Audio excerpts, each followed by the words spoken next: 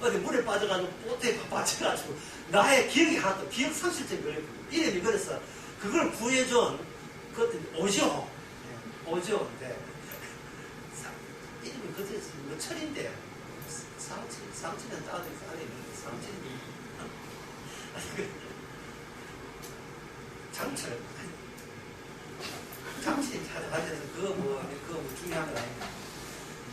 그 여자한테 이 여자를 아주 그 귀에 보는 여자한테 건져서 보니까 이름도 아무도 모르는 거예요. 과거 다 잊어버리고 이름을 지어줬어요. 나상실했다. 얼마나 보험직입니까? 그걸 어느 말로 공백이라 하는 거예요. 빈자리예요. 빈자리. 나상실이니까 뭐가 안 되느냐 하면 억울한 죽음이라는 게 그 안에는 성립되지 않습니다. 그래서 그 공백에다가 뭔가 외부에서 새롭게 뭔가 투입이 돼야 돼요. 이 투입이 되는데 이 투입되는 방식이 재밌기도 하지만 굉장히 기이하기도 하지만 신나기도 하지만 또는 아슬아슬하기도 하죠.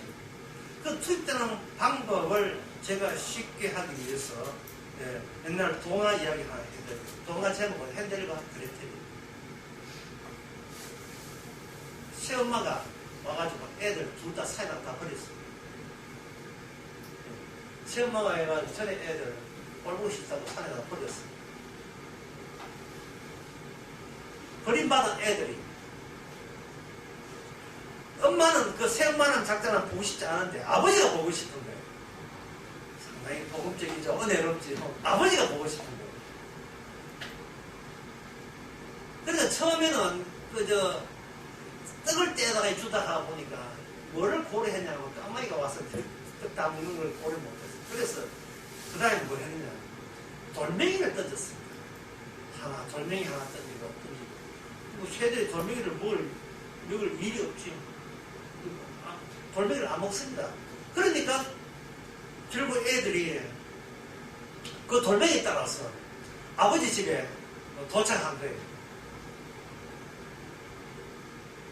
그 다음 이야기는 잘 먹어서 사는 거죠. 시엄마 내보내고 네가 가면 내 아들 내보내고 네가 범인이 누구나 해가지고 이제 사체가 모든 범인이 밝혀져가지고 되는 건 아들과 잘 살았다는 이야기죠. 성부가 뭐냐 하면 나상실이에요.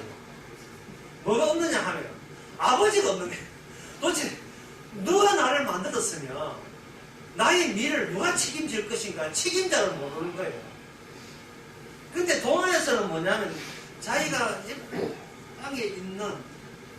땅에 있는 돌멩이를 주워가지고 자기가 떠나온 것을 이렇게 되돌아가기 위해서 돌멩이를 뜯지만 성경에서는 뭘 만드느냐 하면 자리를 만듭니다.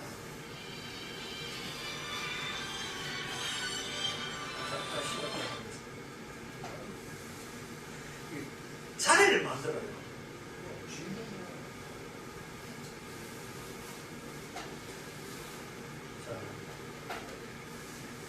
자리를 이렇게 딱 만들면 그 자리의 시작이 나상실 때는 우리 아무것도 없는 나 무의미한 데서 시작되는 겁니다. 나사넬 호소이라는 그 작가, 미국 작가가 있는 유명한 단편 소설에 제가 어릴 때 큰 깨우치며 큰 감동을 받은 단편 소설이 있어요. 그게 뭐냐? 큰바위 얼굴이에요. 큰바위 얼굴을 미리 알면 재미없어요. 큰바위 얼굴을 모른다 치고 큰바위 얼굴을 보게 되면 어떤 마을에 사람 얼굴과 유사한 큰 바위가 있는데 그 바위가 이게 그 사람 형상을 했기 때문에 마을 사람들은 대대로 내려오면서 우리 마을이 언젠가는 흥할 것이야. 우리 마을에 위대한 영웅이 탄생할 것이고 대단한 사람이 태어나고 정말 그 우리 마을을 빛내고 크게 하실 그런 지도자급이 나온다. 그걸 어니스트라는 그 꼬마 소년이 그 어릴 때부터 쭉 들었어요. 어릴 때부터. 그러니까 언젠간 그분이 오신다는 거예요. 예수님 재림이죠. 언젠간 그분이 오셔가지고 우리 마을을 크게 부흥시킨다는 생각을 가지고 손이 기다렸습니다. 근데 거기서 그 소년이 기특하다 하면 기특한 게 뭐냐 하면 현재 여러 가지 고난과 역경 같은 것은 그건 별로 중요한 게 아니에요. 왜? 저분 큰 바의 얼굴을 닮은 그분이 오실 거니까 그 큰 바의 얼굴 앞에서 나는 작아도 괜찮아. 아무것도 아니라도 괜찮아. 초대교회 그 성도들이 바로 초대교회 성도들이 그걸 이야기하는 기다린 겁니다. 메시아께서 오실 것이라고. 사도 바울의 편지에도 끝에 보면 그게 있어. 주께서 오신다. 이 세상은 지옥이다. 힘들더라도 그분께서 오신다. 반드시 오신다. 기다리라. 이 큰 바의 얼굴을 치는 것, 얼굴을 기다리는 그 소년처럼 계속 기다리는 겁니다. 기다리는데 사람들은 이 어른들은 실망해요. 온다. 아이고 안 올 거다. 안 온다. 그런데 나중에 점점 그 소년이 커가지고 할아버지가 되었어요. 그래서 세월이 몇 년 지났어요. 50년도 더 지났어요. 60년도 더 지났어요. 할아버지가 돼가지고 그래도 계속 어릴 때 소년 마음하고 달라진 거 일관돼요. 마음이 똑같아요. 복음을 향하는 마음은 10년 전이나 20년 전이나 50년 전이나 한결같습니다. 중간에 뭐 변덕지고 그런 거 없어요. 똑같아요. 왜? 나 상실이니까. 나는 의미 없습니다. 그러니까 그 소년이 그렇게 할아버지 될 때까지 그 전에 있던 어떤 그 마을에 대단한 사람들, 그 내용에 보면 대단한 사람들하고 유지했던 사람들 왔다 갔어요. 사람들이 행렬하고 찾아보니까 역시 뭐 행렬하고 찾아보면 뭐 개발하러 온 사람이고 뭐 땅 투기하는 사람이고 뭐 빌라 와고 뭐 그런 사람들 찾아와가 뭐 사람들께 의원, 노연, 시원 와가지고 한다 해놓고 전부 다 이익 책임도 다 떠난 사람들. 이 사람들도 많이 실망했죠. 그래도 사람들은 뭐냐, 저 큰 바의 얼굴, 저분 오신다. 그 하나 가지고 그들은 결속을 했고 마음을 하나 맺은 겁니다. 그 답변 도서를 하는 사람들은 이제 여러분들이 아는 이야기가 나와요. 어느 날이었어요. 이게 해가 지는데, 방울이 싹 지는데, 이게 날씨가 또 맑아야 돼. 미세먼지 있었는데, 방울이 탁 지는데, 황혼의 그 빛이, 그 주홍빛이 반사될 때, 큰 바위를 반사될 때, 그 모습을 보고 있는 이 어니스트는 이제 나이 많은 할아버지 얼굴, 그리고 큰 바위에 비슷한 황혼의 얼굴.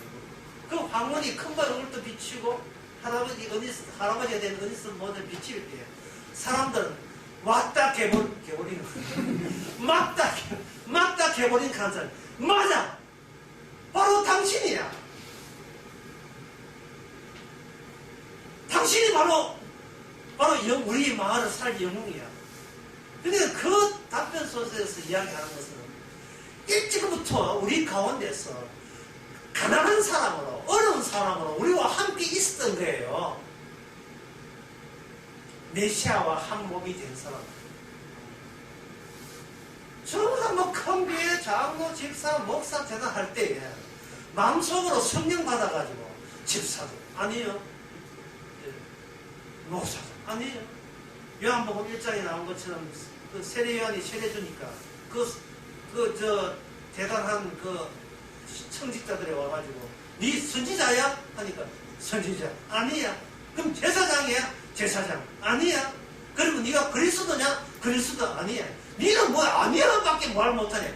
나는 세야 되고 그분은 흥해야 되고 나는 나 상실이니까 아니야만 이야기하면 돼요. 여러분도 그렇게 해요. 믿음 줘봐. 아니야. 봉사 많이 해서 아니야. 네 대단한 신앙인이야. 아니야. 그럼 뭐야? 아니야. 왜? 빈 마음이고 그 마음을 주님의 말씀으로 채워지기 때문에. 그러니까 그 남들도 아유 그러면 개코도 아무것도 아니네. 그 목사 집사는 뭐 아무것도 아니고 뭐 장도 아니고 그 편도 시도 아니. 그래 아니야. 나 아니야. 그 아니야를 고소한다는 거예요. 이것은 하나님께서 그 감긴 그릇에 빼내줘야 돼요. 그걸 봉사 좀 해서 다 고쳤어요. 아니야. 기름 다 이었어. 아니야.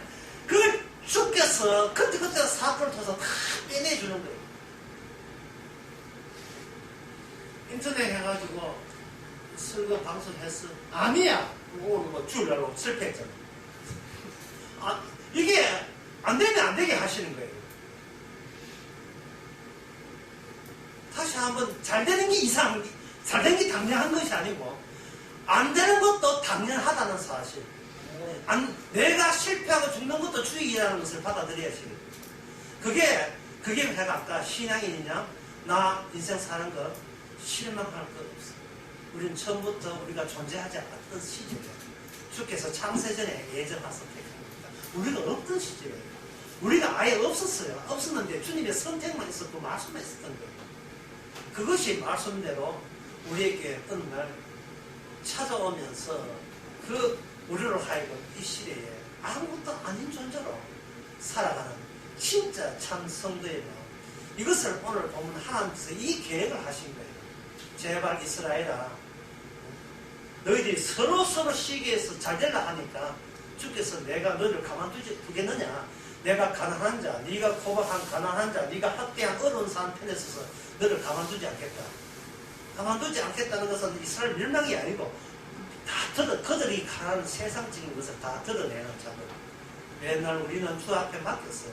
내 속에 있는 내가 성공해야 된다는, 내가 아니야가 아니라 나는 이런 사람이야 하는 것을 여러분들을 깔아내주는 그런 여러분의 주님의 귀한 큰 바위를 볼 때 지키기 바랍니다.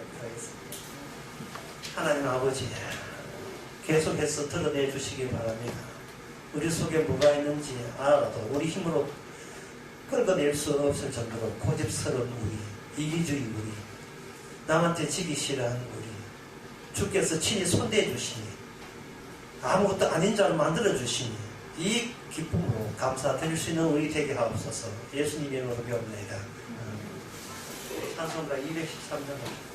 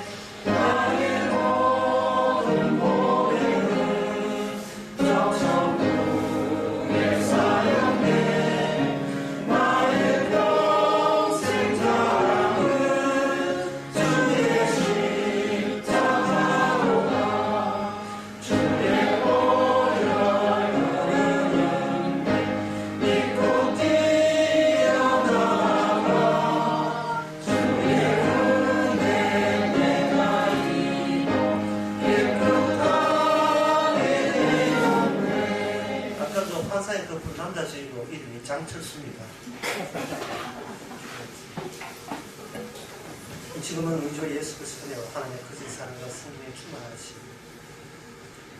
주의 것으로 채워지고 나의 것이 없어지는 것이 이것이 주와 함께 있을 모습이나 모든 성도에게 함께 있을지어다.